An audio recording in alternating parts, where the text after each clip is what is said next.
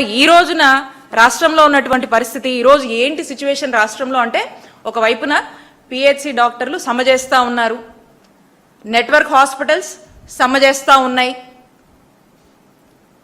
Tribal areas నుంచి, మారుమూల ప్రాంతాల నుంచి అసలు డాక్టర్లు అక్కడ పనిచేయలేమని చెప్పేసి ఈ రోజున అందరూ కూడా రోడ్డెక్కి ఇంత పెద్ద సమ్మె వారం రోజులుగా కూడా చేస్తూ ఉంటే, మరి ప్రభుత్వానికి ఏమీ కూడా కనిపించటం లేదు, ఇంత కూడా చలనం లేదు ఈ ప్రభుత్వంలో.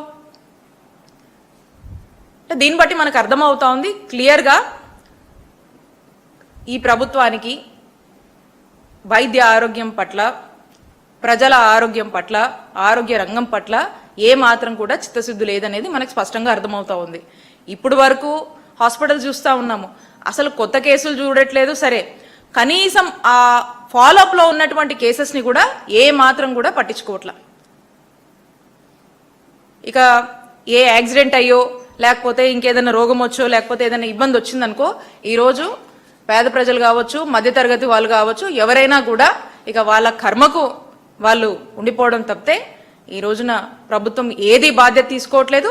టోటల్గా వైద్య ఆరోగ్య రంగం చేతులు ఎత్తేసిందనే మనం మాట్లాడుకోవాల్సినటువంటి పరిస్థితి. ఎప్పుడు చంద్రబాబు నాయుడు గారి ప్రభుత్వం ఎప్పుడొచ్చినా కూడా అటు విద్యకు సంబంధించి కావచ్చు, వైద్యానికి సంబంధించి కావచ్చు, దేనికి సంబంధించినా కూడా ప్రజలందరూ కూడా అప్పులైపోవాలి, ఆస్తులు అమ్ముకోవాలి, నగలు అమ్ముకోవాలి, పొలాలు అమ్ముకోవాలి, స్థలాలు అమ్ముకోవాలి, అన్నీ అమ్ముకొని వాళ్ళ కర్మకు ఇక వాళ్ళు మిగిలిపోవాల్సినటువంటి పరిస్థితి. ఇప్పుడు రాష్ట్ర ప్రజలందరూ కూడా అనుకుంటా ఉన్నారు, ఇందుక ప్రజలందరూ కూడా మీకు ఓట్లేసింది,